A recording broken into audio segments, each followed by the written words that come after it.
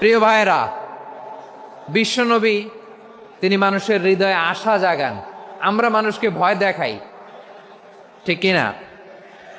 আমরা ইসলামকে এমন কঠিনভাবে উপস্থাপন করি, মানুষ ভয় পেয়ে যায়। বিশ্বনবী মানুষকে ভয় দেখাতেন না, তিনি আশা দিতেন, ভরসা দিতেন। কানা রাসূলুল্লাহ সাল্লাল্লাহু আলাইহি ওয়াসাল্লাম ইযা বাআসা আহাদান মিন আসহাবিহি ফি আমরিহি কানা ইয়াকুল বাশশিরু ওয়ালা তুনাফিরু ইয়াসসিরু ওয়ালা তুআসসিরু। কাউকে কোনো দায়িত্ব দিয়ে পাঠালে সাহাবাদেরকে তিনি বলে দিতেন প্রত্যেককে যে বাশশিরু ওয়ালা তুনাফিরু, মানুষকে সুসংবাদ দিও, দিন থেকে ভাগিও না।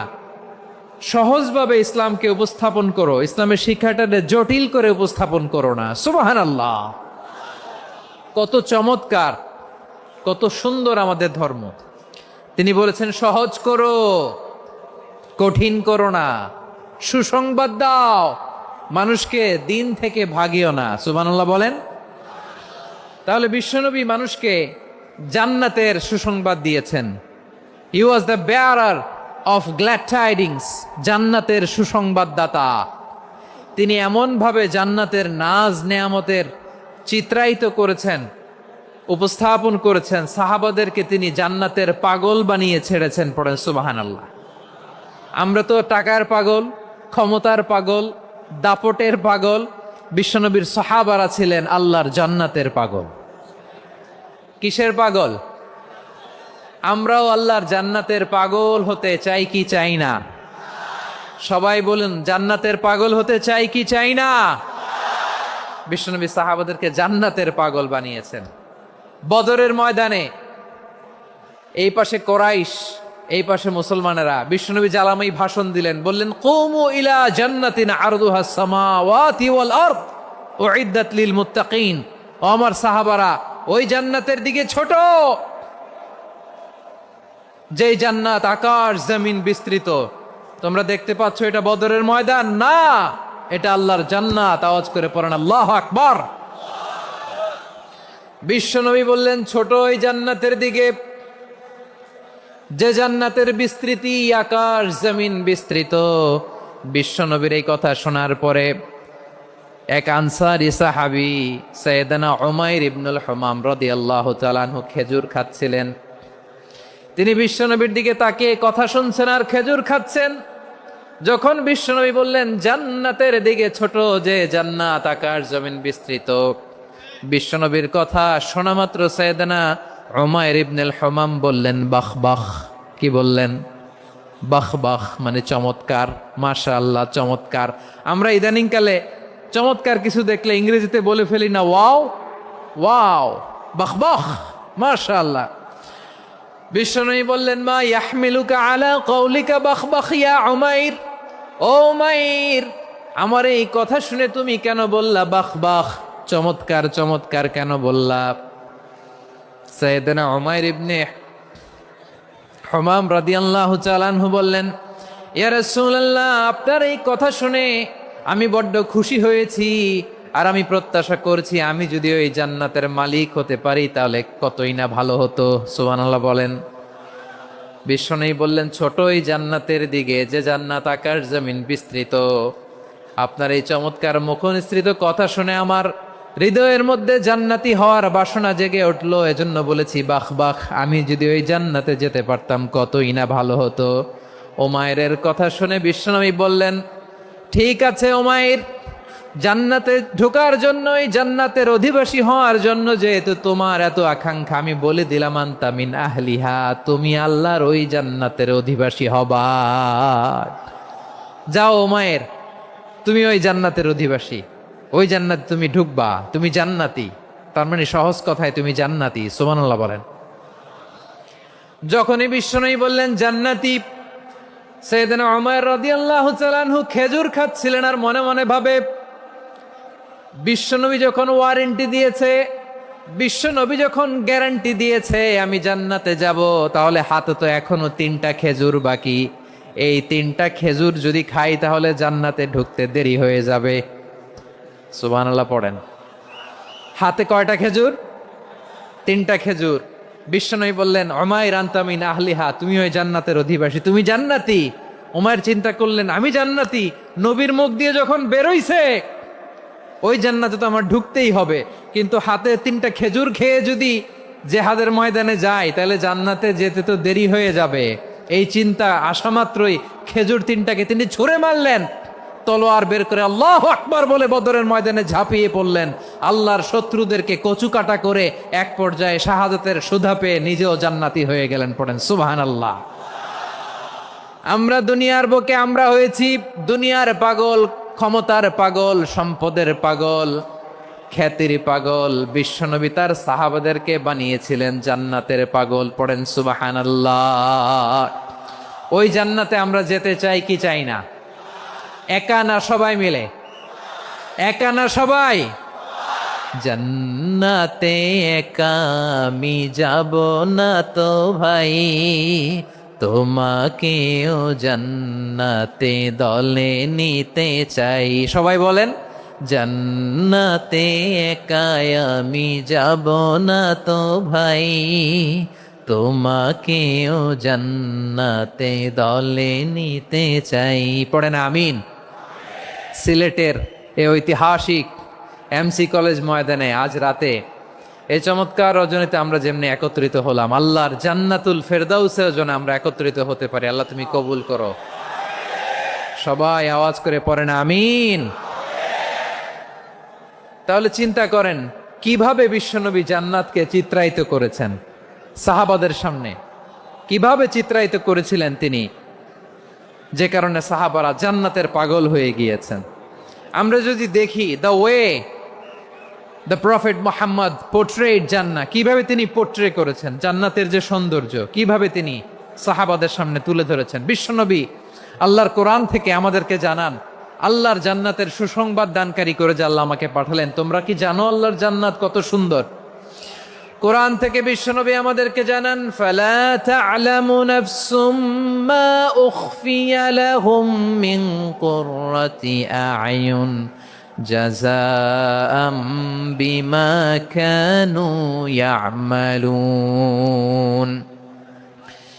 মানুষের কর্মের প্রতিফল হিসেবে কত চমৎকার জান্নাত রব্বুল আলামিন নাজ নেয়ামত দিয়ে পরিপূর্ণ করে আমাদের জন্য প্রস্তুত করে রেখেছেন। পৃথিবীর কোনো মানুষ সেটা জানে না। পড়েন সুবহানাল্লাহ।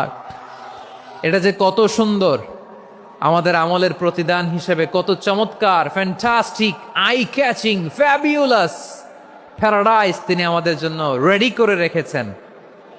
এটা কেউ জানেই না, কল্পনাতেও আনতে পারে না। সুবহানাল্লাহ পড়েন।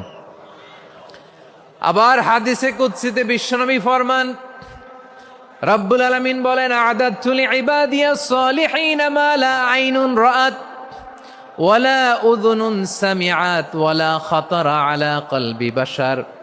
আল্লাহ বলেন, আমার নেককার বান্দাদের জন্য এমন চমৎকার জান্নাত আমি রেডি করে রেখেছি, মা লা আইনুন রাআত, কোন চোখ সে জান্নাতকে দেখে নাই, ওয়ালা উযুনুন সামিআত, কোন কর্ণকুহর সেই জান্নাতের আওয়াজ শোনে নাই, ওয়ালা খাতারা আলা কলবি বাশার, মানুষ কল্পনাতেও জান্নাতের ছবি আঁকতে পারে না।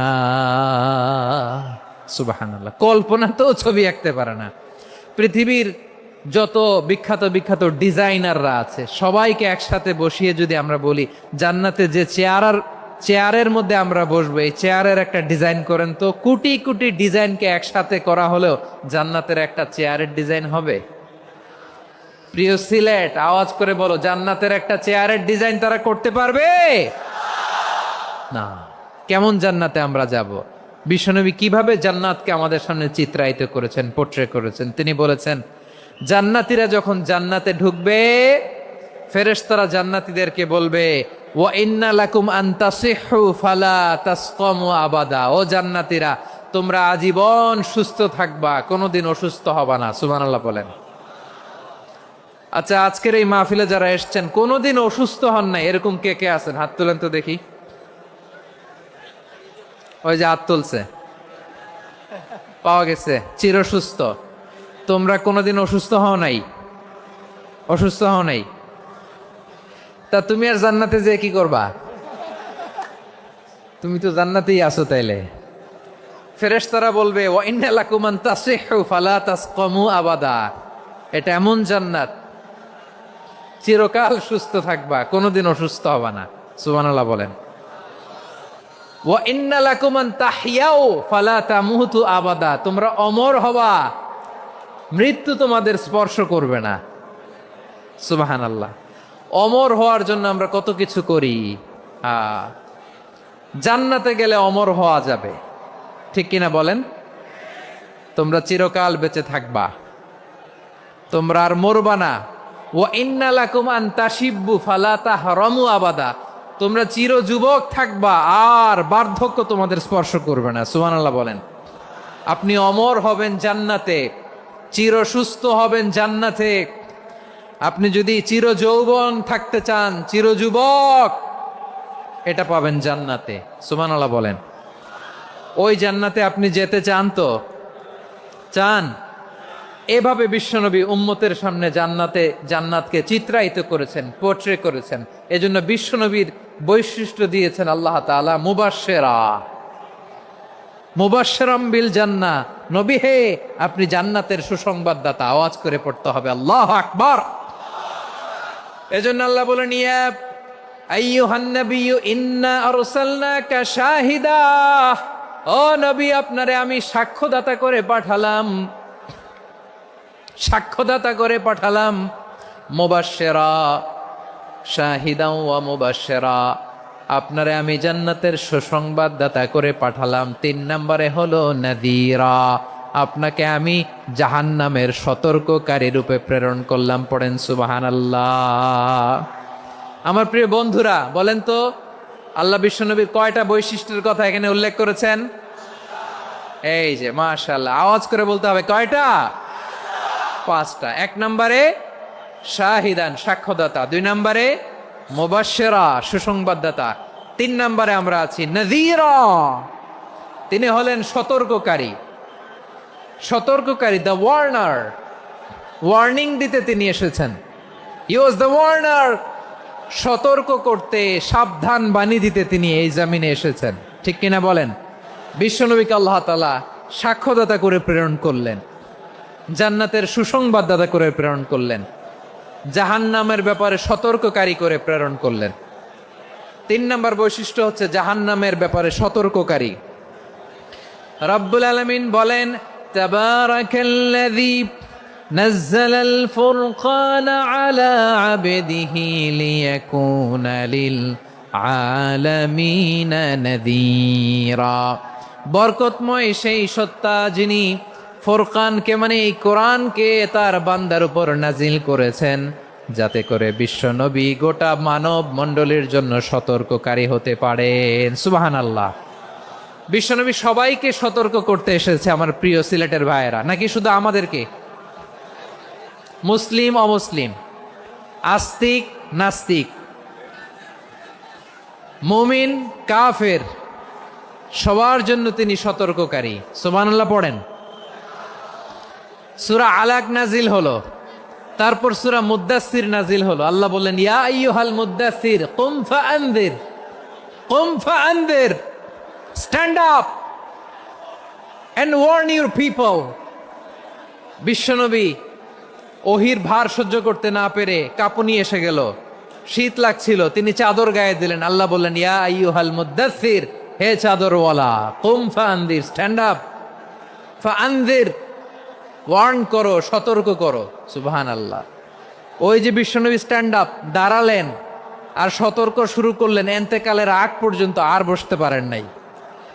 ওই যে দাঁড়ালেন, দাঁড়িয়েই রইলেন, উম্মাকে সতর্ক করেই গেলেন, করতেই থাকলেন। আওয়াজ করে পড়েন আল্লাহু আকবার।